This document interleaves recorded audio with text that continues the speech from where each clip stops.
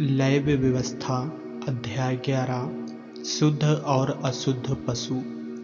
फिर यहोवा ने मूसा और हारून से कहा, इस्राएलियों से कहो, जितने पशु पृथ्वी पर हैं उन सबों में से तुम इन जीवधारियों का मांस खा सकते हो। पशुओं में से जितने चिरे या फटे खुर के होते हैं और पागुर करते हैं उन्हें खा सकते हो, परंतु पागुर करने वाले या फटे खुर वाले में से इन पशुओं को न खाना, अर्थात ऊँट जो पागुर तो करता है परंतु चिरे खुर का नहीं होता, इसलिए वह तुम्हारे लिए अशुद्ध ठहरा है। और सपान जो पागुर तो करता है परंतु चिरे खुर का नहीं होता, वह भी तुम्हारे लिए अशुद्ध है। और खरहा जो पागुर तो करता है परंतु चिरे खुर का नहीं होता, इसलिए वह भी तुम्हारे लिए अशुद्ध है। और सूअर जो चिरे अर्थात फटे खुर का होता तो है परंतु पागुर नहीं करता, इसलिए वह तुम्हारे लिए अशुद्ध है। इनके मांस में से कुछ न खाना और इनकी लोथ को छूना भी नहीं, ये तो तुम्हारे लिए अशुद्ध हैं। फिर जितने जल जंतु हैं उनमें से तुम इन्हें खा सकते हो, अर्थात समुद्र या नदियों के जल जंतुओं में से जितनों के पंख और चोंटे होते हैं उन्हें खा सकते हो। और जलचरी प्राणियों में से जितने जीवधारी बिना पंख और चोंटे के समुद्र या नदियों में रहते हैं वे सब तुम्हारे लिए घृणित हैं, वे तुम्हारे लिए घृणित ठहरें। तुम उनके मांस में से कुछ न खाना और उनकी लोथों को अशुद्ध जानना। जल में जिस किसी जंतु के पंख और चोंटे नहीं होते वह तुम्हारे लिए अशुद्ध है। फिर पक्षियों में से इनको अशुद्ध जानना, ये अशुद्ध होने के कारण खाए न जाएं, अर्थात उकाब, हड़फोड़, कुर्रा, चील और भांति भांति के बाज और भांति भांति के सबकाग, शुतुरमुर्ग, तखमास, जल कुक्कुट और भांति भांति के सिकरे, हबासील, हड़गील, उल्लू, राजहंस, धनेश, गिद्दा, लगलग, भांति भांति के बकुले, टिटेहरी और चमगादड़। जितने पंख वाले कीड़े चार पाँव के बल चलते हैं वे सब तुम्हारे लिए अशुद्ध हैं। पर रेंगने वाले और पंख वाले जो चार पाँव के बल चलते हैं, जिनके भूमि पर कूदने फादने को टांगे होती हैं, उनको तो खा सकते हो। वे ये हैं, अर्थात भांति भांति के टिड्डी, भांति भांति के फनगे, भांति भांति के झिंगुर और भांति भांति के टिड्डे। परंतु और सब रेंगने वाले पंख वाले कीड़े जो पाँव वाले होते हैं वे तुम्हारे लिए अशुद्ध हैं। इनके कारण तुम अशुद्ध ठहरोगे। जिस किसी से इनकी लोथ छू जाए वह सांझ तक अशुद्ध ठहरे। और जो कोई इनकी लोथ में का कुछ भी उठाए वह अपने वस्त्र धोए और सांझ तक अशुद्ध रहे। फिर जितने पशु चिरे खुर के होते हैं परंतु न तो बिल्कुल फटे खुर और न पागुर करने वाले हैं, वे तुम्हारे लिए अशुद्ध हैं। जो कोई उन्हें छुए वह अशुद्ध ठहरेगा। और चार पाँव के बल चलने वालों में से जितने पंजों के बल चलते हैं वे सब तुम्हारे लिए अशुद्ध हैं। जो कोई उनकी लोथ छुए वह सांझ तक अशुद्ध रहे। और जो कोई उनकी लोथ उठाए वह अपने वस्त्र धोए और सांझ तक अशुद्ध रहे, क्योंकि वे तुम्हारे लिए अशुद्ध हैं। जो पृथ्वी पर रेंगते हैं उनमें से ये रेंगने वाले तुम्हारे लिए अशुद्ध हैं, अर्थात नेवला, चूहा और भांति भांति के गोह और छिपकली, मगर, टिकटिक, सांडा और गिरगिटान। सब रेंगने वालों में से ये ही तुम्हारे लिए अशुद्ध हैं। जो कोई इनकी लोथ छुए वह सांझ तक अशुद्ध रहे। और इनमें से किसी की लोथ जिस किसी वस्तु पर पड़ जाए वह भी अशुद्ध ठहरे, चाहे वह काठ का कोई पात्र हो, चाहे वस्त्र, चाहे खाल, चाहे बोरा, चाहे किसी काम का कैसा ही पात्र आदि क्यों न हो, वह जल में डाला जाए और सांझ तक अशुद्ध रहे, तब शुद्ध समझा जाए। और यदि मिट्टी का कोई पात्र हो जिसमें इन जंतुओं में से कोई पड़े, तो उस पात्र में जो कुछ हो वह अशुद्ध ठहरे, और पात्र को तुम तोड़ डालना। उसमें जो खाने के योग्य भोजन हो जिसमें पानी का छुआ हो, वह सब अशुद्ध ठहरे। फिर यदि ऐसे पात्र में पीने के लिए कुछ हो तो वह भी अशुद्ध ठहरे। और यदि इनकी लोथ में का कुछ तंदूर या चूल्हे पर पड़े तो वह भी अशुद्ध ठहरे और तोड़ डाला जाए, क्योंकि वह अशुद्ध हो जाएगा और तुम्हारे लिए भी अशुद्ध ठहरे। परंतु सोता या तालाब जिसमें जल इकट्ठा हो वह तो शुद्ध ही रहे, परंतु जो कोई इनकी लोथ को छुए वह अशुद्ध ठहरे। और यदि इनकी लोथ में का कुछ किसी प्रकार के बीज पर जो बोने के लिए हो पड़े तो वह बीज शुद्ध रहे। पर यदि बीज पर जल डाला गया हो और पीछे लोथ में का कुछ उस पर पड़ जाए तो वह तुम्हारे लिए अशुद्ध ठहरे। फिर जिन पशुओं के खाने की आज्ञा तुमको दी गई है, यदि उनमें से कोई पशु मरे तो जो कोई उनकी लोथ छुए वह सांझ तक अशुद्ध रहे। और उसकी लोथ में से जो कोई कुछ खाए वह अपने वस्त्र धोए और सांझ तक अशुद्ध रहे। और जो कोई उसकी लोथ उठाए वह भी अपने वस्त्र धोए और सांझ तक अशुद्ध रहे। सब प्रकार के पृथ्वी पर रेंगने वाले जंतु घिनौने हैं, वे खाए न जाएं। पृथ्वी पर सब रेंगने वालों में से जितने पेट या 4 पांव के बल चलते हैं या अधिक पांव वाले होते हैं, उन्हें तुम न खाना, क्योंकि वे घिनौने हैं। तुम किसी प्रकार के रेंगने वाले जंतु के द्वारा अपने आप को घिनौना न करना, और न उनके द्वारा अपने को अशुद्ध करके अपवित्र ठहरना, क्योंकि मैं तुम्हारा परमेश्वर यहोवा हूँ। इस कारण अपने आप को शुद्ध करके पवित्र बने रहो, क्योंकि मैं पवित्र हूँ। इसलिए तुम किसी प्रकार के रेंगने वाले जंतु के द्वारा जो पृथ्वी पर चलता है अपने आप को अशुद्ध न करना, क्योंकि मैं वह यहोवा हूँ जो तुम्हें मिस्र देश से इसलिए निकाल ले आया हूँ कि तुम्हारा परमेश्वर ठहरूं। इसलिए तुम पवित्र बनो, क्योंकि मैं पवित्र हूँ। पशुओं, पक्षियों और सब जलचारी प्राणियों और पृथ्वी पर सब रेंगने वाले प्राणियों के विषय में यही व्यवस्था है कि शुद्ध, अशुद्ध और भाग्य और अभाग्य जीवधारियों में भेद किया जाए। आमीन। लेव्य व्यवस्था अध्याय 12 प्रसूता के शुद्धिकरण की विधि। फिर यहोवा ने मूसा से कहा, इस्राएलियों से कहा, जो स्त्री गर्भवती होकर लड़के को जन्म देती है तो वह 7 दिन तक अशुद्ध रहेगी। जिस प्रकार वह ऋतुमती होकर अशुद्ध रहा करती, और 8वें दिन लड़के का खतना किया जाए।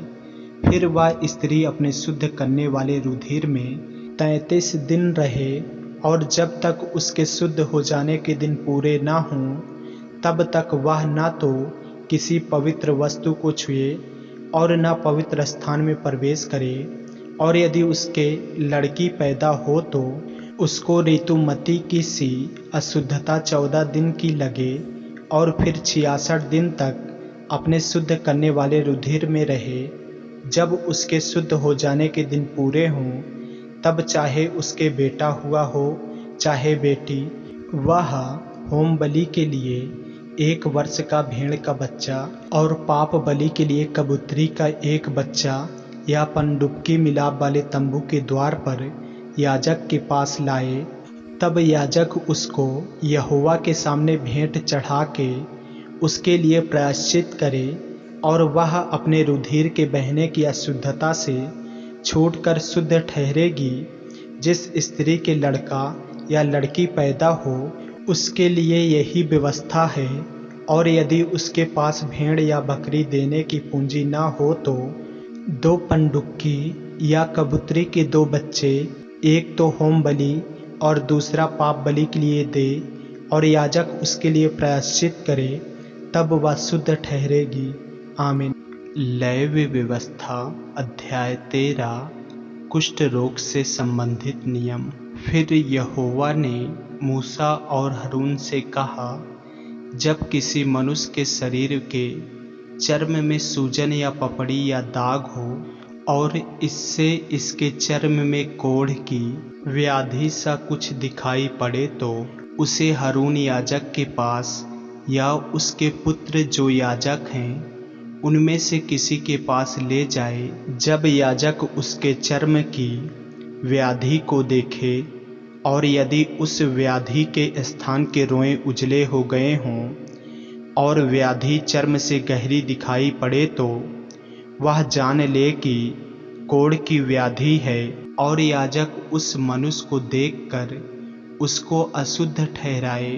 पर यदि वह दाग उसके चर्म में उजला हो तो परंतु चर्म से गहरा न देख पड़े और न वहाँ के रोएं उजले हो गए हों तो याजक उसको 7 दिन तक बंद कर रखे और 7वें दिन याजक उसको देखे। और यदि वह व्याधि जैसी की तैसी बनी रहे और उसके चर्म में ना फैली हो तो याजक उसको और भी 7 दिन तक बंद कर रखे और 7वें दिन याजक उसको फिर देखे।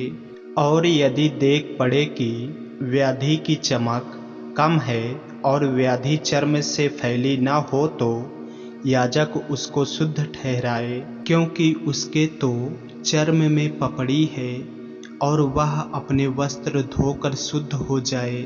पर यदि याजक की उस जांच के पश्चात जिसमें वह शुद्ध ठहराया गया था वह पपड़ी उसके चर्म पर बहुत फैल जाए तो वह फिर याजक को दिखाया जाए।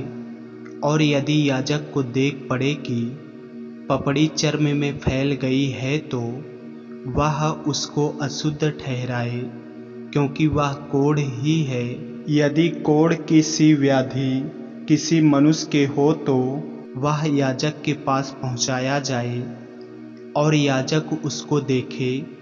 और यदि वह सूजन उसके चर्म में उजली हो और उसके कारण रोएं भी उजले हो गए हों और उस सूजन में बिना चर्म का मांस हो तो याजक जाने कि उसके चर्म में पुराना कोढ़ है, इसलिए वह उसको अशुद्ध ठहराए और बंद न रखे, क्योंकि वह अशुद्ध है। और यदि कोढ़ किसी के चर्म में फूटकर यहाँ तक फैल जाए कि जहाँ कहीं याजक देखे रोगी के सिर से पैर के तलवे तक कोढ़ ने सारे चर्म को छा लिया हो तो याजक ध्यान से देखे। और यदि कोढ़ ने उसके सारे शरीर को छा लिया हो तो वह उस व्यक्ति को शुद्ध ठहराए और उसका शरीर जो बिल्कुल उजला हो गया है वह शुद्ध ही ठहरे। पर जब उसमें चर्महीन मांस देख पड़े तब वह अशुद्ध ठहरे और याजक चर्महीन मांस को देखकर उसको अशुद्ध ठहराए, क्योंकि वैसा चर्महीन मांस अशुद्ध ही होता है, वह कोढ़ है। पर यदि वह चर्महीन मांस फिर उजला हो जाए तो वह मनुष्य याजक के पास जाए और याजक उसको देखे। और यदि वह व्याधि फिर से उजली हो गई हो तो याजक रोगी को शुद्ध जाने वह शुद्ध है। फिर यदि किसी के चर्म में फोड़ा होकर चंगा हो गया हो और फोड़े के स्थान पर उजली सी सूजन या लाली लिए हुए उजला दाग हो तो वह याजक को दिखाया जाए और याजक उस सूजन को देखे। और यदि वह चर्म से गहरा दिखाई पड़े और उसके रोएं भी उजले हो गए हों तो याजक यह जानकर उस मनुष्य को अशुद्ध ठहराए, क्योंकि वह कोढ़ की व्याधि है जो फोड़े में से फूटकर निकली है। परंतु यदि याजक देखे कि उसमें उजले रोएं नहीं हैं और वह चर्म से गहरी नहीं और उसकी चमक कम हुई है, तो याजक उस मनुष्य को 7 दिन तक बंद कर रखे। और यदि वह व्याधि उस समय तक चर्म से सचमुच फैल जाए तो याजक उस मनुष्य को अशुद्ध ठहराए, क्योंकि वह कोढ़ की व्याधि है। परंतु यदि वह दाग न फैले और अपने स्थान ही पर बना रहे, तो वह फोड़े का दाग है। याजक उस मनुष्य को शुद्ध ठहराए। फिर यदि किसी के चर्म में जलने का घाव हो और उस जलने के घाव में चर्महीन दाग लाली लिए हुए उजला या उजला ही हो जाए, तो याजक उसको देखे। और यदि उस दाग के रोएं उजले हो गए हों और वह चर्म से गहरा दिखाई पड़े, तो वह कोढ़ है जो उस जलने के दाग में से फूट निकला है। याजक उस मनुष्य को अशुद्ध ठहराए, क्योंकि उसमें कोढ़ की व्याधि है। पर यदि याजक देखे कि दाग में उजले रोएं नहीं और न वह चर्म से कुछ गहरा है और उसकी चमक कम हुई है, तो वह उसको 7 दिन तक बंद कर रखे और 7वें दिन याजक उसको देखे। और यदि वह चर्म में फैल गई हो तो वह उस मनुष्य को अशुद्ध ठहराए, क्योंकि उसको कोढ़ की व्याधि है। परंतु यदि वह दाग चर्म में नहीं फैला और अपने स्थान ही पर जहाँ का तहाँ बना हो और उसकी चमक कम हुई हो, तो वह जल जाने के कारण सूजा हुआ है। याजक उस मनुष्य को शुद्ध ठहराए, क्योंकि वह दाग जल जाने के कारण से है।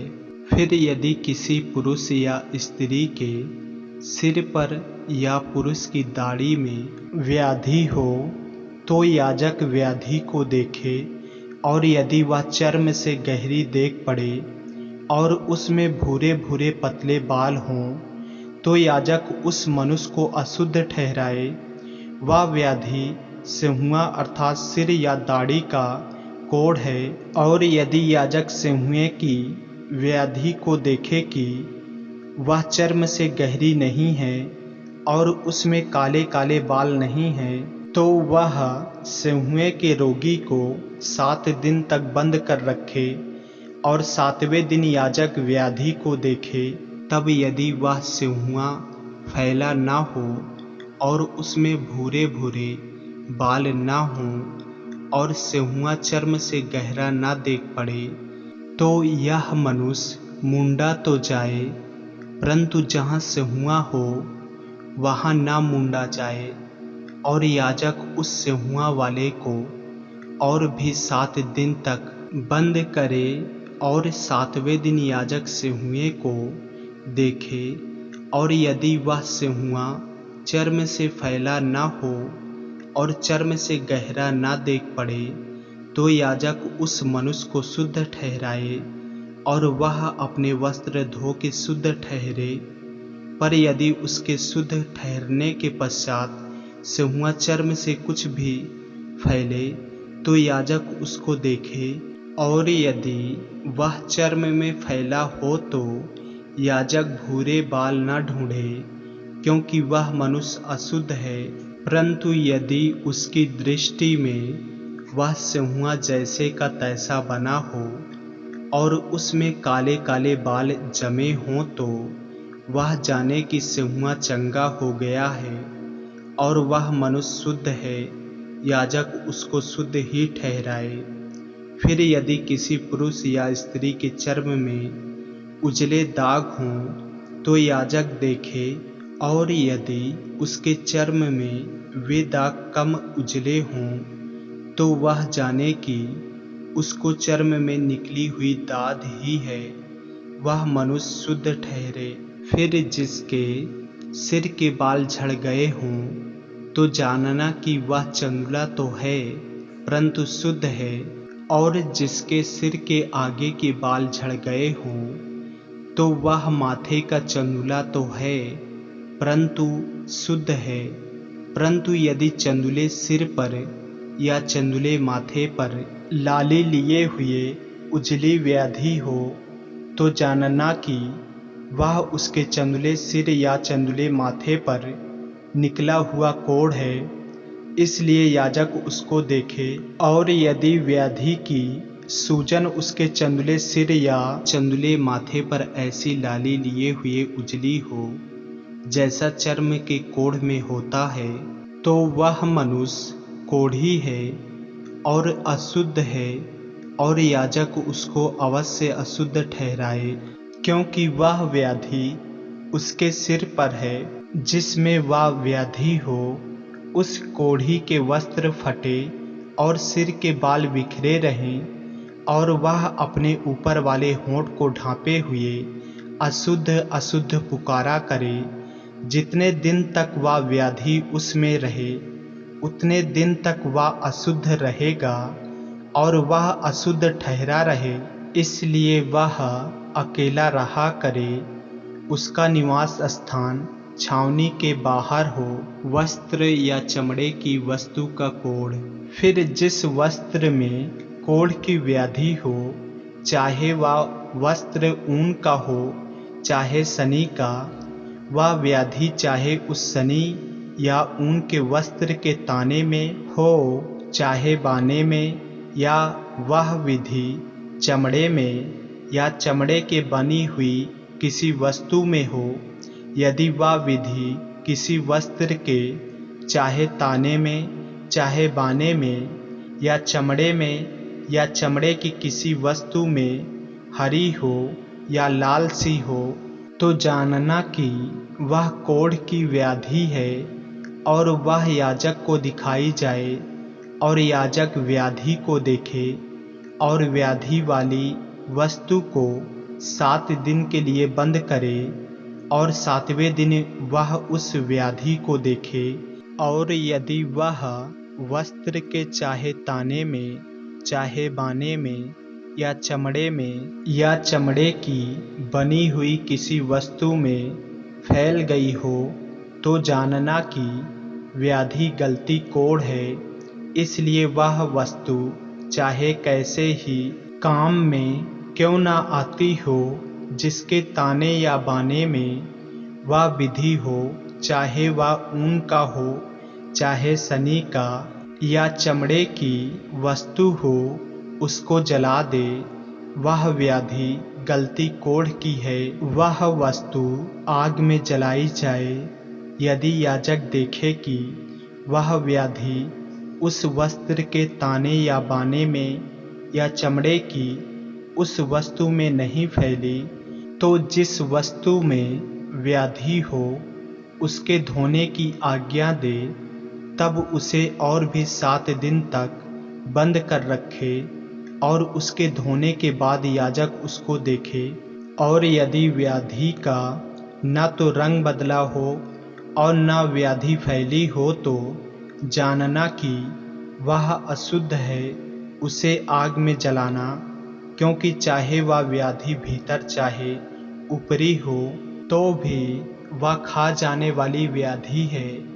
पर यदि याजक देखे कि उसके धोने के पश्चात व्याधि की चमक कम हो गई, तो वह उसको वस्त्र के चाहे ताने चाहे बाने में से या चमड़े में से फाड़ के निकले। और यदि वह व्याधि तब भी उस वस्त्र के ताने या बाने में या चमड़े की उस वस्तु में दिखाई पड़े, तो जानना कि वह फूट के निकली हुई व्याधि है। और जिसमें वह व्याधि हो उसे आग में जलाना। यदि उस वस्त्र से जिसके ताने या बाने में व्याधि हो या चमड़े की जो वस्तु हो, उससे जब धोई जाए और व्याधि जाती रहे, तो वह दूसरी बार धुलकर शुद्ध ठहरे। ऊन या सनी के वस्त्र में के ताने या बाने में या चमड़े की किसी वस्तु में जो कोढ़ की व्याधि हो, उसके शुद्ध और अशुद्ध ठहराने की यही व्यवस्था है। आमीन। लेव्य व्यवस्था अध्याय 14। कोढ़ से शुद्ध ठहराया जाना। फिर यहोवा ने मूसा से कहा, कोढ़ी के शुद्ध ठहराने की व्यवस्था यह है, वह याजक के पास पहुंचाया जाए और याजक छावनी के बाहर जाए और याजक उस कोढ़ी को देखे, और यदि उसके कोढ़ की व्याधि चंगी हो गई हो तो याजक आज्ञा दे कि शुद्ध ठहराने वाले के लिए 2 शुद्ध और जीवित पक्षी, देवदारू की लकड़ी और लाल रंग का कपड़ा और जूफा ये सब लिए जाए, और याजक आज्ञा दे कि एक पक्षी बहते हुए जल के ऊपर मिट्टी के पात्र में बलि किया जाए। तब वह जीवित पक्षी को देवदारू की लकड़ी और लाल रंग के कपड़े और जूफा इन सबों को लेकर एक संग उस पक्षी के लहू में जो बहते हुए जल के ऊपर बलि किया गया है डुबा दे, और कोढ़ से शुद्ध ठहरने वाले पर 7 बार छिड़क कर उसको शुद्ध ठहराए। तब उस जीवित पक्षी को मैदान में छोड़ दे, और शुद्ध ठहरने वाला अपने वस्त्र को धोए और सब बाल मुड़वाकर जल से स्नान करे, तब वह शुद्ध ठहरेगा। और उसके बाद वह छावनी में आने पाए, परंतु 7 दिन तक अपने डेरे से बाहर ही रहे, और 7वें दिन वह सिर, दाढ़ी और भौं के सब बाल मुड़वाए और सब अंग मुंडन कराए और अपने वस्त्रों को धोए और जल से स्नान करे, तब वह शुद्ध ठहरेगा। 8वें दिन वह 2 निर्दोष भेड़ के बच्चे और 1 वर्ष के निर्दोष भेड़ के बच्ची और अन्य बलि के लिए तेल से सना हुआ एपा का 3 दहाई अंश मैदा और लोज भर तेल लाए, और शुद्ध ठहराने वाला याजक इन वस्तुओं समेत उस शुद्ध होने वाले मनुष्य को यहोवा के सम्मुख मिलाप वाले तंबू के द्वार पर खड़ा करे। तब याजक एक भेड़ का बच्चा लेकर दोष बलि के लिए उसे और उस लोज भर तेल को समीप लाए, और इन दोनों को हिलाने की भेंट के लिए यहोवा के सामने हिलाए, और वह उस भेड़ के बच्चे को उसी स्थान में जहाँ वह पाप बलि और होम बलि पशुओं का बलिदान किया करेगा, अर्थात पवित्र स्थान में बलिदान करे, क्योंकि जैसा पाप बलि याजक का निज भाग होगा, वैसा ही दोष बलि भी उसी का निज भाग ठहरेगा। वह परम पवित्र है। तब याजक दोष बलि के लहू में से कुछ लेकर शुद्ध ठहरने वाले के दाहिने कान के सिरे पर और उसके दाहिने हाथ और दाहिने पांव के अंगूठों पर लगाए।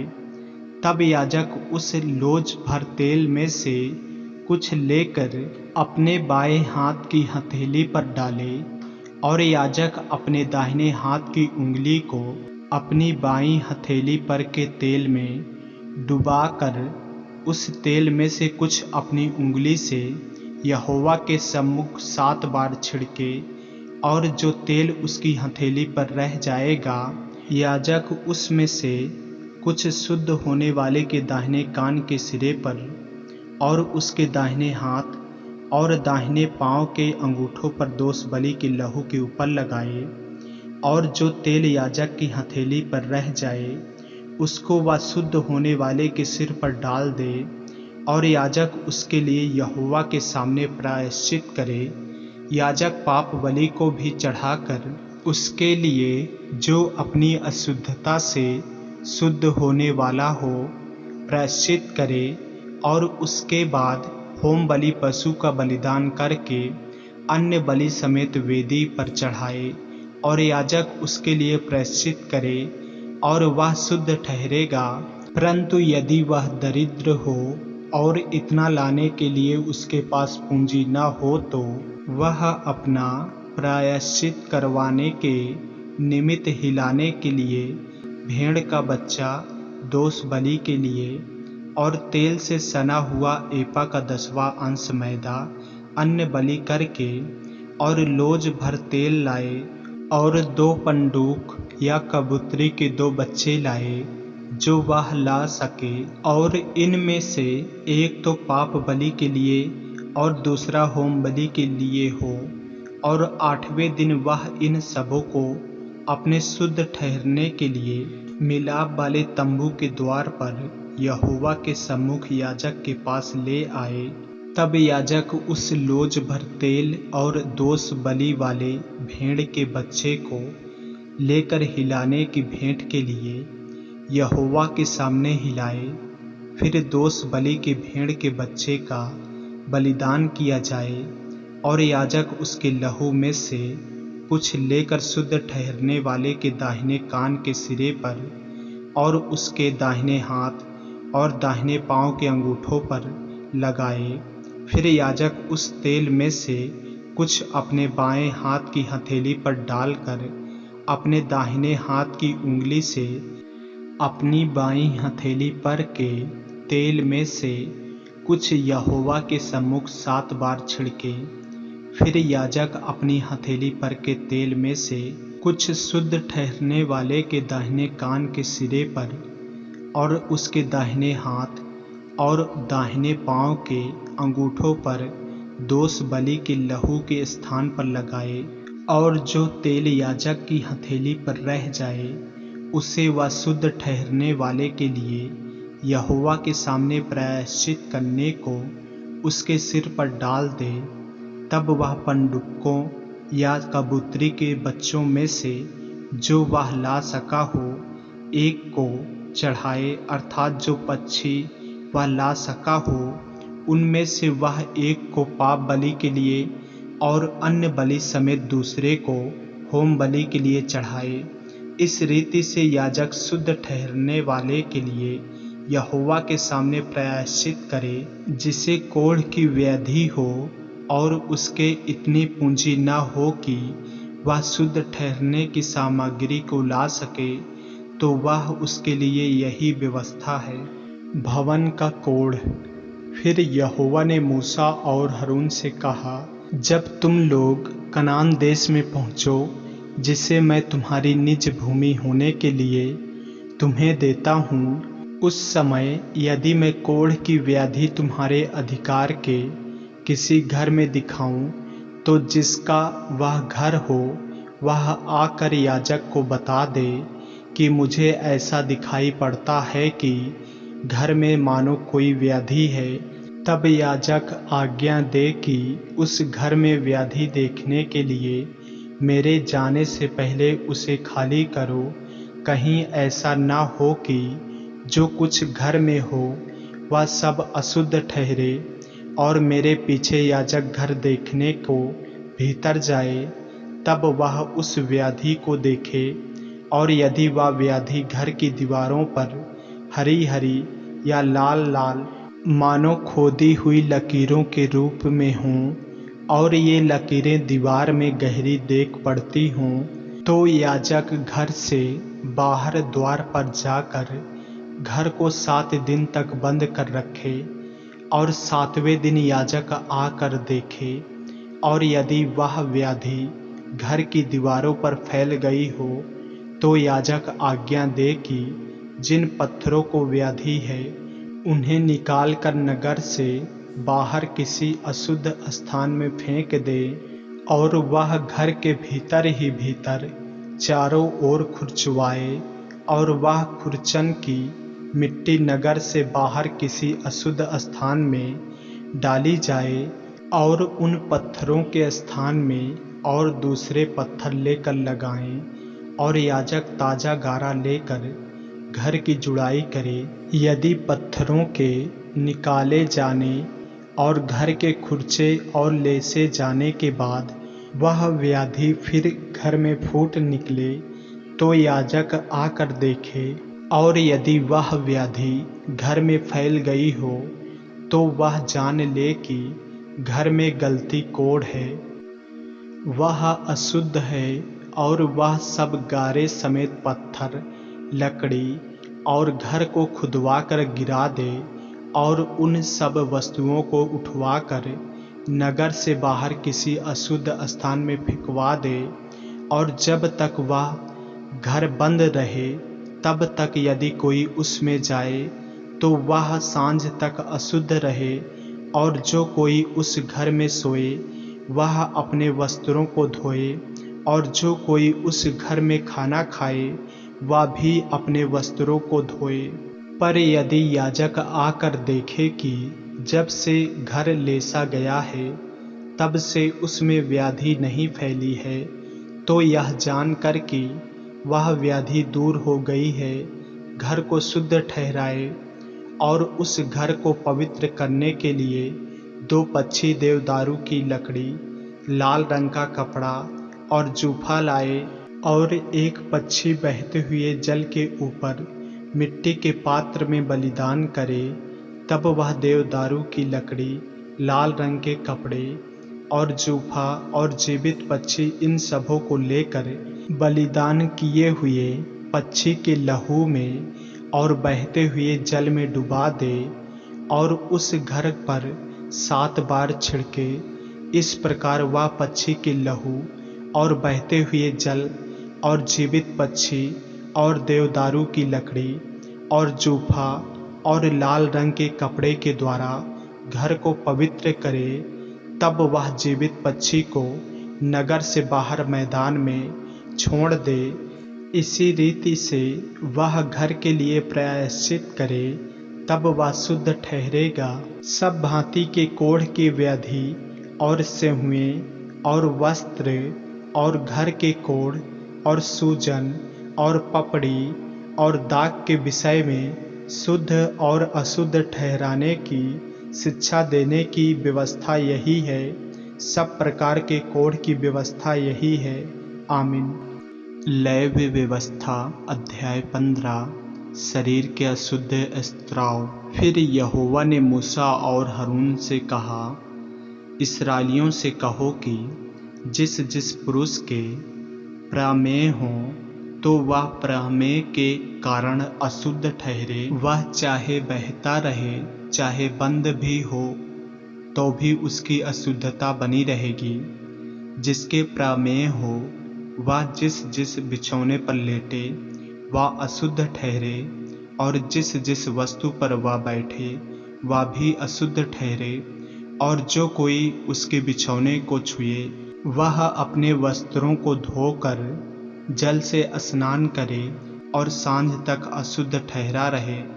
और जिसके प्रमेह हो और वह जिस वस्तु पर बैठा हो उस पर जो कोई बैठे वह अपने वस्त्रों को धोकर जल से स्नान करे और सांझ तक अशुद्ध ठहरा रहे। और जिसके प्रमेह हो उससे जो कोई छू जाए वह अपने वस्त्रों को धोकर जल से स्नान करे और सांझ तक अशुद्ध रहे। और जिसके प्रमेह हो यदि वह किसी शुद्ध मनुष्य पर थूके तो वह अपने वस्त्रों को धोकर जल से स्नान करे और सांझ तक अशुद्ध रहे। और जिसके प्रमेह हो वह सवारी की जिस वस्तु पर बैठे वह अशुद्ध ठहरे। और जो कोई किसी वस्तु को जो उसके नीचे रही हो छुए वह सांझ तक अशुद्ध रहे। और जो कोई ऐसी किसी वस्तु को उठाए वह अपने वस्त्रों को धोकर जल से स्नान करे और सांझ तक अशुद्ध रहे।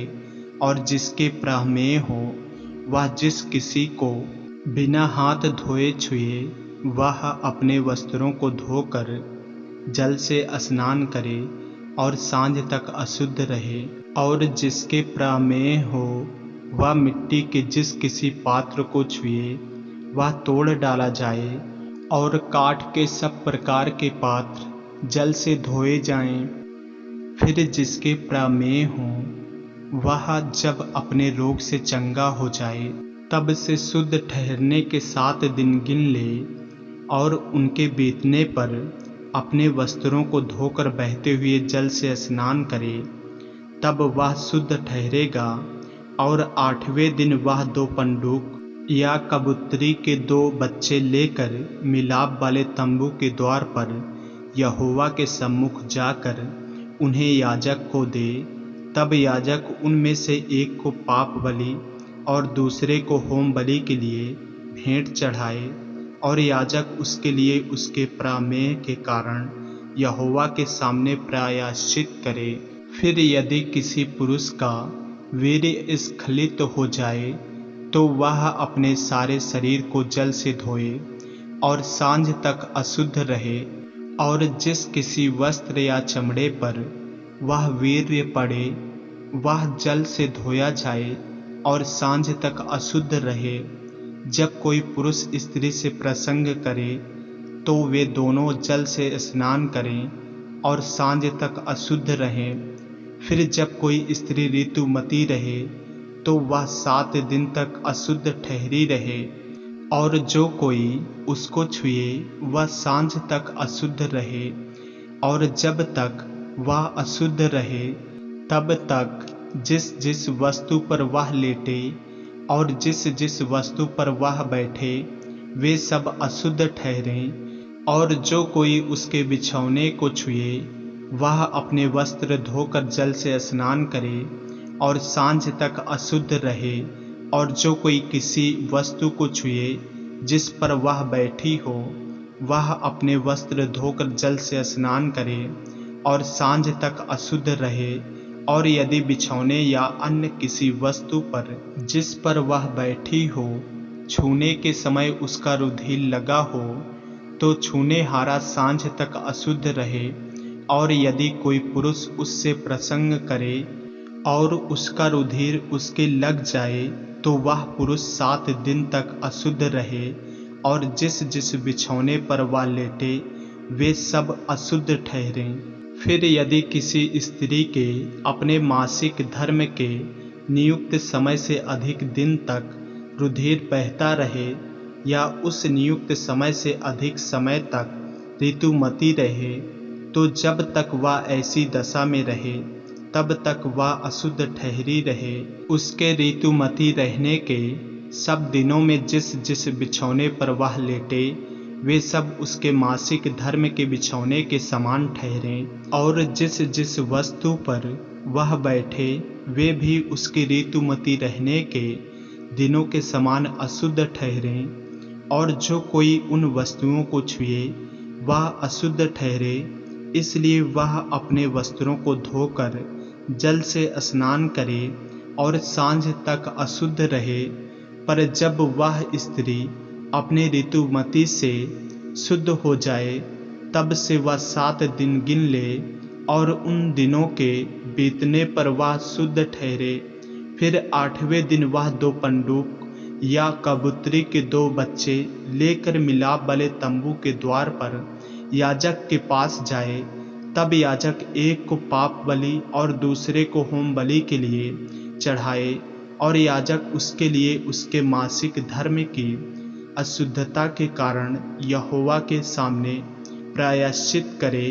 इस प्रकार से तुम इस्राएलियों को उनकी अशुद्धता से अलग रखा करो, कहीं ऐसा न हो कि वे यहोवा के निवास को जो उनके बीच में है अशुद्ध करके अपनी अशुद्धता में फंसे हुए मर जाएं।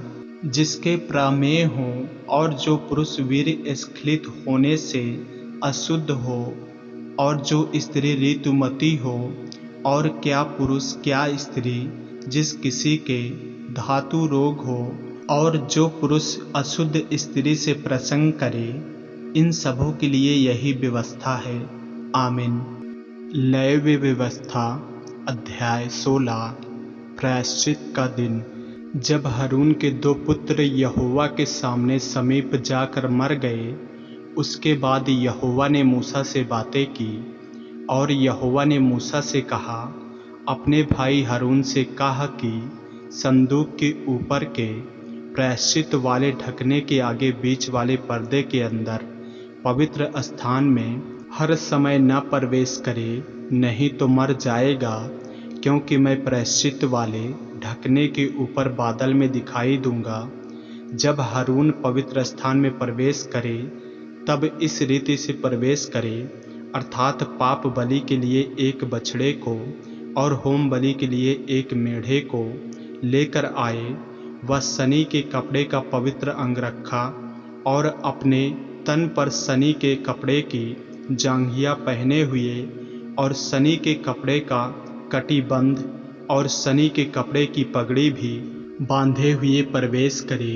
ये पवित्र वस्त्र हैं और वह जल से स्नान करके इन्हें पहने। फिर वह इस्राएलियों की मंडली के पास से पाप बलि के लिए 2 बकरे और होम बलि के लिए 1 मेढ़ा ले, और हारून उस पाप बलि के बछड़े को जो उसी के लिए होगा चढ़ाकर अपने और अपने घराने के लिए प्रायश्चित करे, और उन दोनों बकरों को लेकर मिलाप वाले तंबू के द्वार पर यहोवा के सामने खड़ा करे, और हारून दोनों बकरों पर चिट्ठियाँ डाले, एक चिट्ठी यहोवा के लिए और दूसरी अजाजेल के लिए हो। और जिस बकरे पर यहोवा के नाम की चिट्ठी निकले उसको हारून पाप बलि के लिए चढ़ाए, परंतु जिस बकरे पर अजाजेल के लिए चिट्ठी निकले वह यहोवा के सामने जीवित खड़ा किया जाए कि उससे प्रायश्चित किया जाए, और वह अजाजेल के लिए जंगल में छोड़ा जाए। हारून उस पाप बलि के बछड़े को जो उसी के लिए होगा समीप ले आए और उसको बलिदान करके अपने और अपने घराने के लिए प्रायश्चित करे, और जो वेदी यहोवा के सम्मुख है उस पर के जलते हुए कोयलों से भरे हुए धूपदान को लेकर और अपने दोनों मुट्ठियों को कूटे हुए सुगंधित धूप से भरकर बीच वाले पर्दे के भीतर ले आकर उस धूप को यहोवा के सम्मुख आग में डाले, जिससे धूप का धुआं साक्षी पत्र के ऊपर के प्रायश्चित के ढकने के ऊपर छा जाए, नहीं तो वह मर जाएगा। तब वह बछड़े के लहू में से कुछ लेकर पूर्व की ओर प्रायश्चित के ढकने के ऊपर अपनी उंगली से छिड़के, और फिर उस लहू में से कुछ उंगली के द्वारा उस ढकने के सामने भी 7 बार छिड़क दे। फिर वह उस पाप बलि के बकरे को जो साधारण जनता के लिए होगा बलिदान करके उसके लहू को बीच वाले पर्दे के भीतर ले आए, और जिस प्रकार बछड़े के लहू से उसने किया था ठीक वैसा ही वह बकरे के लहू से भी करे, अर्थात उसको प्रायश्चित के ढकने के ऊपर और उसके सामने छिड़के, और वह इस्राएलियों की भांति भांति की शुद्धता और अपराधों और उनके सब पापों के कारण पवित्र स्थान के लिए प्रायश्चित करे, और मिलाप वाला तंबू जो उनके संग उनकी भांति भांति की अशुद्धता के बीच रहता है उसके लिए भी वह वैसा ही करे। जब हारून प्रायश्चित करने के लिए पवित्र स्थान में प्रवेश करे, तब से जब तक वह अपने और अपने घराने और इस्राएल की सारी मंडली के लिए प्रायश्चित करके बाहर न निकले, तब तक कोई मनुष्य मिलाप वाले तंबू में न रहे। फिर वह निकलकर उस वेदी के पास जो यहोवा के सामने है जाए और उसके लिए प्रायश्चित करे, अर्थात बछड़े के लहू और बकरे के लहू दोनों में से कुछ लेकर उस वेदी के चारों कोनों के सींगों पर लगाए, और उस लहू में से कुछ अपनी उंगली के द्वारा 7 बार उस पर छिड़क कर उसे इस्राएलियों की भांति भांति की अशुद्धता छुटकारा शुद्ध और पवित्र करे। प्रायश्चित का बकरा। जब वह पवित्र स्थान और मिलाप वाले तंबू और वेदी के लिए प्रायश्चित कर चुके, तब जीवित बकरे को आगे ले आए, और हारून अपने दोनों हाथों को जीवित बकरे पर रखकर इस्राएलियों के सब अधर्म के कामों और उनके सब अपराधों अर्थात उनके सारे पापों को अंगीकार करे, और उनको बकरे के सिर पर धर कर उसको किसी मनुष्य के हाथ जो इस काम के लिए तैयार हो जंगल में भेज के छुड़वा दे। वह बकरा उनके सब अधर्म के कामों को अपने ऊपर लादे हुए किसी निर्जन स्थान में उठा ले जाएगा। इसलिए वह मनुष्य उस बकरे को जंगल में छोड़ दे। तब हारून मिलाप वाले तंबू में आए और जिस सनी के वस्त्रों को पहने हुए उसने पवित्र स्थान में प्रवेश किया था उन्हें उतार कर वहीं पर रख दे। फिर वह किसी पवित्र स्थान में जल से स्नान कर अपने निज वस्त्र पहन ले और बाहर जाकर अपने होम बलि और साधारण जनता के होम बलि को चढ़ाकर अपने और जनता के लिए प्रायश्चित करे और पाप बलि की चर्बी को वह वेदी पर जलाए। और जो मनुष्य बकरे को अजाजेल के लिए छोड़कर आए वह भी अपने वस्त्रों को धोए और जल से स्नान करे और तब वह छावनी में प्रवेश करे और पाप बलि का बछड़ा और पाप बलि का बकरा भी जिनका लहू पवित्र स्थान में प्रायश्चित करने के लिए पहुँचाया जाए वे दोनों छावनी से बाहर पहुँचाए जाएं और उनका चमड़ा मांस और गोबर आग में जला दिया जाए। और जो उनको जलाए वह अपने वस्त्रों को धोए और जल से स्नान करे और इसके बाद वह छावनी में प्रवेश करने पाए। प्रायश्चित का दिन मानना तुम लोगों के लिए यह सदा की विधि होगी कि 7वें महीने के 10वें दिन को तुम अपने अपने जीव को दुख देना। और उस दिन कोई चाहे वह तुम्हारे निज देश का हो चाहे तुम्हारे बीच रहने वाला कोई परदेशी हो कोई भी किसी प्रकार का काम काज ना करे, क्योंकि उस दिन तुम्हें शुद्ध करने के लिए तुम्हारे निमित्त प्रायश्चित किया जाएगा और तुम अपने सब पापों से यहोवा के सम्मुख पवित्र ठहरोगे। यह तुम्हारे लिए परम विश्राम का दिन ठहरे और तुम उस दिन अपने अपने जीव को दुख देना। यह सदा की विधि है और जिसका अपने पिता के स्थान पर याजक पद के लिए अभिषेक और संस्कार किया जाए वह याजक प्रायश्चित किया करे, अर्थात वह शनि के पवित्र वस्त्रों को पहनकर पवित्र स्थान और मिलाप वाले तंबू और वेदी के लिए प्रायश्चित करे और याजकों के और मंडली के सब लोगों के लिए भी प्रायश्चित करे। और यह तुम्हारे लिए सदा की विधि होगी कि इस्राएलियों के लिए प्रति वर्ष एक बार तुम्हारे सारे पापों के लिए प्रायश्चित किया जाए, यहोवा की इस आज्ञा के अनुसार जो उसने मूसा को दी थी हारून ने किया। आमीन। लेवी व्यवस्था अध्याय 17 लहू की पवित्रता। फिर यहोवा ने मूसा से कहा, हारून और उसके पुत्रों से और सब इस्राएलियों से कहा कि यहोवा ने यह आज्ञा दी है, इस्राएल के घराने में से कोई मनुष्य हो जो बैल या भेड़ के बच्चे या बकरी को चाहे छावनी में चाहे छावनी से बाहर घात करके मिलाप वाले तंबू के द्वार पर यहोवा के निवास के सामने यहोवा को चढ़ाने के निमित्त न ले जाए, तो उस मनुष्य को लहू बहाने का दोष लगेगा और वह मनुष्य जो लहू बहाने वाला ठहरेगा वह अपने लोगों के बीच से नष्ट किया जाए। इस विधि का यह कारण है कि इस्राएली अपने बलिदान जिनको वे खुले मैदान में वध करते हैं वे उन्हें मिलाप वाले तंबू के द्वार पर याजक के पास यहोवा के लिए ले जाकर उसी के लिए बलिदान करके बलिदान किया करें। और याजक लहू को मिलाप वाले तंबू के द्वार पर यहोवा की वेदी के ऊपर छिड़के और चर्बी को उसके सुखदायक सुगंध के लिए जलाए।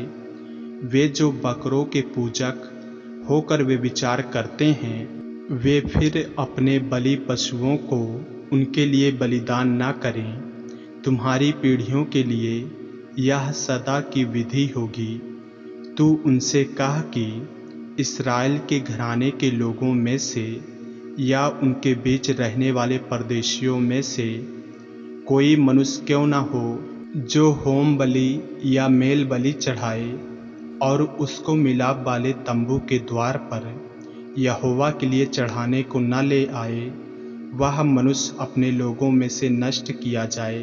फिर इस्राएल के घराने के लोगों में से या उनके बीच रहने वाले परदेशियों में से कोई मनुष्य क्यों न हो जो किसी प्रकार का लहू खाए, मैं उस लहू खाने वाले के बेमुख होकर उसको उसके लोगों के बीच में से नष्ट कर डालूंगा। क्योंकि शरीर का प्राण लहू में रहता है और उसको मैंने तुम लोगों को वेदी पर चढ़ाने के लिए दिया है कि तुम्हारे प्राणों के लिए प्रायश्चित किया जाए, क्योंकि प्राणों के कारण लहू ही से प्रायश्चित होता है। इस कारण मैं इस्राएलियों से कहता हूँ कि तुम में से कोई प्राणी लहू न खाए, और जो परदेशी तुम्हारे बीच में रहता हो वह भी लहू कभी न खाए।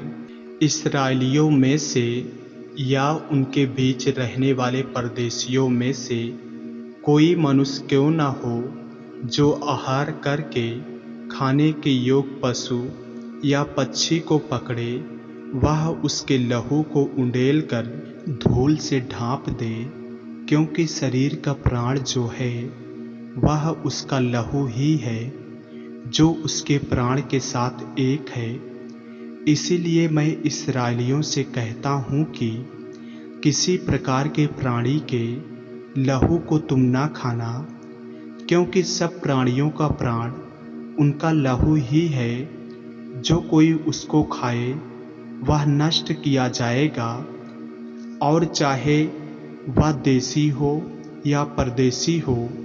जो कोई किसी लोथ या फाड़े हुए पशु का मांस खाए, वह अपने वस्त्रों को धोकर जल से स्नान करे और सांझ तक अशुद्ध रहे, तब वह शुद्ध होगा। परंतु यदि वह उनको न धोए और न स्नान करे, तो उसको अपने अधर्म का भार स्वयं उठाना पड़ेगा। आमीन। लेवी व्यवस्था अध्याय 18 वर्जित यौन संबंध। फिर यहोवा ने मूसा से कहा, इस्राएलियों से कह कि मैं तुम्हारा परमेश्वर यहोवा हूँ। तुम मिस्र देश के कामों के अनुसार जिसमें तुम रहते थे ना करना, और ना कनान देश के कामों के अनुसार भी जहाँ मैं तुम्हें ले चलता हूँ ना करना, और ना उन देशों की विधियों पर चलना। मेरे ही नियमों को मानना और मेरे ही विधियों को मानते हुए उन पर चलना। मैं तुम्हारा परमेश्वर यहोवा हूँ। इसलिए तुम मेरे नियमों और मेरी विधियों को निरंतर मानना। जो मनुष्य उनको माने वह उनके कारण जीवित रहेगा। मैं यहोवा हूँ। तुम में से कोई अपने किसी निकट कुटुंबनी का तन उघाड़ने को उसके पास न जाए। मैं यहोवा हूँ। अपनी माता का तन जो तुम्हारे पिता का तन है ना उघाड़ना, वह तो तुम्हारी माता है, इसलिए तुम उसका तन ना उघाड़ना। अपनी सौतेली माता का भी तन ना उघाड़ना, वह तो तुम्हारे पिता ही का तन है। अपनी बहन चाहे सगी हो चाहे सौतेली हो, चाहे वह घर में उत्पन्न हुई हो चाहे बाहर, उसका तन ना उघाड़ना। अपनी पोती या अपनी नतनी का तन ना उघाड़ना। उनकी देह तो मानो तुम्हारी ही है। तुम्हारी सौतेली बहन जो तुम्हारे पिता से उत्पन्न हुई वह तुम्हारी बहन है, इस कारण उसका तन ना उघाड़ना। अपनी फूफी का तन ना उघाड़ना, वह तो तुम्हारे पिता की निकट कुटुंबनी है। अपनी मौसी का तन ना उघाड़ना, क्योंकि वह तुम्हारी माता की निकट कुटुंबनी है। अपने चाचा का तन ना उघाड़ना, अर्थात उसकी स्त्री के पास ना जाना। वह तो तुम्हारी चाची है, अपनी बहू का तन ना उघाड़ना। वह तो तुम्हारे बेटे की स्त्री है, इस कारण तुम उसका तन ना उघाड़ना। अपनी भौजाई का तन ना उघाड़ना। वह तो तुम्हारे भाई ही का तन है। किसी स्त्री और उसकी बेटी दोनों का तन ना उघाड़ना, और उसकी पोती को या उसकी नतनी को अपनी स्त्री करके उसका तन ना उघाड़ना। वे तो निकट कुटुम्बिनी हैं। ऐसा करना महापाप है। और अपनी स्त्री की बहन को भी अपनी स्त्री करके उसकी सौत न करना कि पहले के जीवित रहते हुए उसका तन भी उघाड़े। फिर जब तक कोई स्त्री अपने ऋतु के कारण अशुद्ध रहे, तब तक उसके पास उसका तन उघाड़ने को न जाना। फिर अपने भाई बंधु की स्त्री से कुकर्म करके अशुद्ध न हो जाना। अपनी संतान में से किसी को मेलेक के लिए होम करके न चढ़ाना, और न अपने परमेश्वर के नाम को अपवित्र ठहराना। मैं यहोवा हूँ। स्त्री गमन की रीति से पुरुष गमन न करना, वह तो घिनौना काम है। किसी जाति के पशु के साथ पशु गमन करके अशुद्ध न हो जाना, और न कोई स्त्री पशु के सामने इसलिए खड़ी हो कि उसके संग कुकर्म करे, या तो उल्टी बात है। ऐसा कोई भी काम करके अशुद्ध ना हो जाना, क्योंकि जिन जातियों को मैं तुम्हारे आगे से निकालने पर हूँ, वे ऐसे काम करके अशुद्ध हो गए हैं, और उनका देश भी अशुद्ध हो गया है। इस कारण मैं उस पर उसके अधर्म का दंड देता हूँ, और वह देश अपने निवासियों को उगल देता है। इस कारण तुम लोग मेरी विधियों और नियमों को निरंतर मानना, और चाहे देशी चाहे तुम्हारे बीच रहने वाला परदेशी हो, तुम में से कोई भी ऐसा घिनौना काम ना करे, क्योंकि ऐसे सब घिनौने कामों को उस देश के मनुष्य जो तुमसे पहले उसमें रहते थे वे करते आए हैं। इसी से वह देश अशुद्ध हो गया है। अब ऐसा ना हो कि जिस रीति से जो जाति तुमसे पहले उस देश में रहती थी उसको उसने उगल दिया, उसी रीति से जब तुम उसको अशुद्ध करो तो वह तुमको भी उगल दे। जितने ऐसा कोई घिनौना काम करें, वे सब प्राणी अपने लोगों में से नष्ट किए जाएं। यह आज्ञा जो मैंने तुम्हारे मानने को दी है उसे तुम मानना, और जो घिनौनी रीतियां तुमसे पहले प्रचलित हैं उनमें से किसी पर न चलना, और न उनके कारण अशुद्ध हो जाना।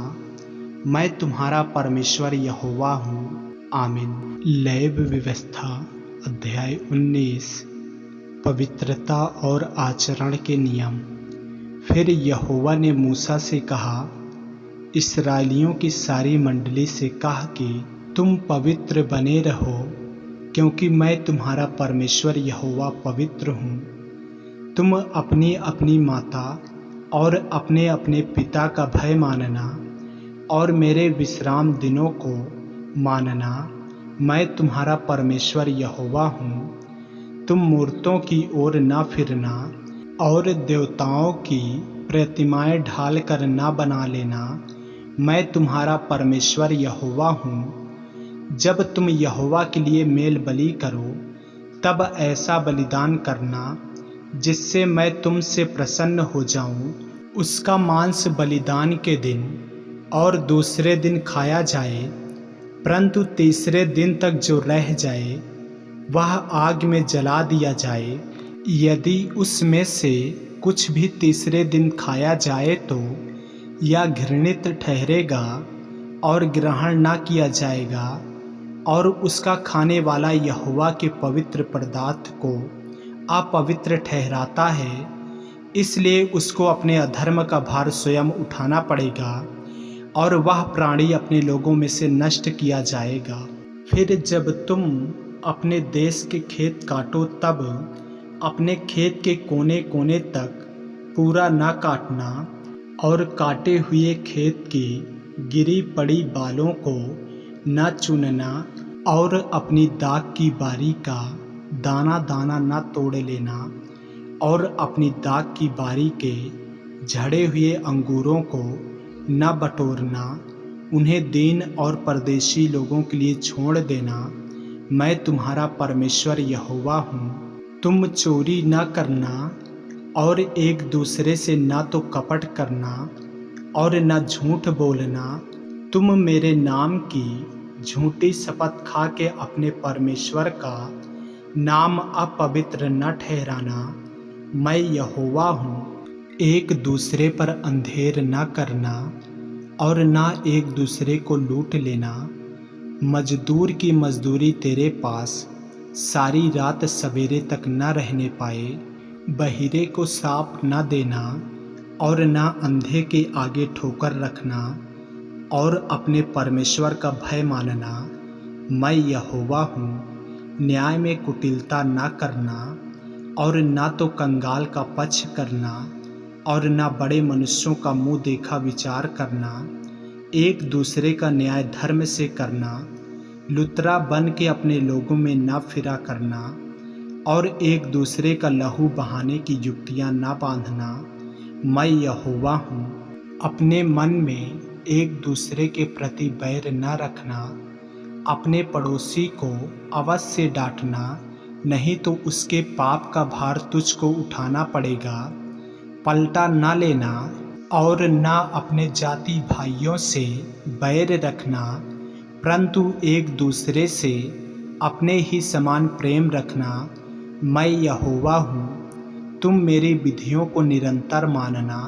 अपने पशुओं को भिन्न जाति के पशुओं से मेल खाने न देना। अपने खेतों में दो प्रकार के बीज इकट्ठा न बोना और सनी और ऊन की मिलावट से बना हुआ वस्त्र न पहनना। फिर कोई स्त्री दासी हो और उसकी मंगनी किसी पुरुष से हुई हो, परंतु वह न तो दाम से और न सेंत में स्वाधीन की गई हो, उससे यदि कोई कुकर्म करे तो उन दोनों को दंड तो मिले, पर उस स्त्री के स्वाधीन न होने के कारण वे दोनों मार न डाले जाएं। पर वह पुरुष मिलाप वाले तंबू के द्वार पर यहोवा के पास एक मेढ़ा दोष बलि के लिए ले आए और याजक उसके किए हुए पाप के कारण दोष बलि के मेढ़े के द्वारा उसके लिए यहोवा के सामने प्रायश्चित करे, तब उसका किया हुआ पाप क्षमा किया जाएगा। फिर जब तुम कनान देश में पहुंचकर किसी प्रकार के फल के वृक्ष लगाओ, तो उनके फल 3 वर्ष तक तुम्हारे लिए मानो खतना रहित ठहरे रहें, इसलिए उनमें से कुछ न खाया जाए। और चौथे वर्ष में उनके सब फल यहोवा की स्तुति करने के लिए पवित्र ठहरें। तब 5वें वर्ष में तुम उनके फल खाना, इसलिए कि उनसे तुमको बहुत फल मिले। मैं तुम्हारा परमेश्वर यहोवा हूँ। तुम लहू लगा हुआ कुछ मांस न खाना और न टोना करना और न शुभ या अशुभ मुहूर्तों को मानना। अपने सिर में घेरा रख कर न मुड़ाना और न अपने गाल के बालों को मुड़ाना। मुर्दों के कारण अपने शरीर को बिल्कुल न चीरना और न उसमें छाप लगाना। मैं यहोवा हूँ। अपनी बेटियों को वेश्या बनाकर अपवित्र न करना। ऐसा न हो कि देश वेश्या गमन के कारण महापाप से भर जाए।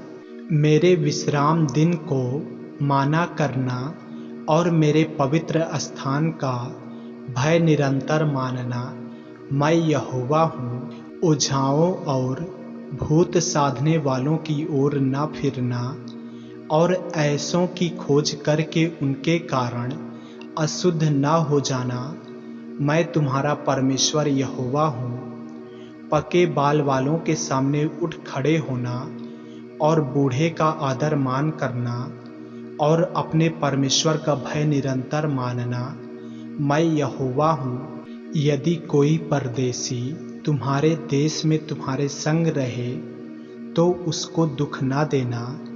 जो परदेशी तुम्हारे संग रहे वह तुम्हारे लिए देशी के समान हो और उससे अपने ही समान प्रेम रखना, क्योंकि तुम भी मिस्र देश में परदेशी थे। मैं तुम्हारा परमेश्वर यहोवा हूँ। तुम न्याय में और परिणाम में और तौल में और नाप में कुटिलता न करना। सच्चा तराजू, धर्म के बटखरे, सच्चा एपा और धर्म का हीन तुम्हारे पास रहें। मैं तुम्हारा वह परमेश्वर हूँ जो तुमको मिस्र देश से निकाल ले आया। इसलिए तुम मेरी सब विधियों और सब नियमों को मानते हुए निरंतर पालन करो। मैं यहोवा हूँ। आमीन। लेवी व्यवस्था अध्याय 20। आज्ञा उल्लंघन का दंड। फिर यहोवा ने मूसा से कहा, इस्राएलियों से कहा कि इस्राएलियों में से या इस्राएलियों के बीच रहने वाले परदेशियों में से कोई क्यों ना हो जो अपनी कोई संतान मोलेक को बलिदान करे, वह निश्चय मार डाला जाए और जनता उस पर पथराव करे। मैं भी उस मनुष्य के विरुद्ध होकर उसको उसके लोगों में से इस कारण नष्ट करूँगा कि उसने अपनी संतान मोलेक को देकर मेरे पवित्र स्थान को अशुद्ध किया और मेरे पवित्र नाम को अपवित्र ठहराया। और यदि कोई अपनी संतान मोलेक को बलिदान करे और जनता उसके विषय में आनाकानी करे और उसको मार न डाले, तब तो मैं स्वयं उस मनुष्य और उसके घराने के विरुद्ध होकर उसको और जितने उसके पीछे होकर मोलेक के साथ व्यभिचार करें, उन सबों को भी उनके लोगों के बीच में से नष्ट करूँगा।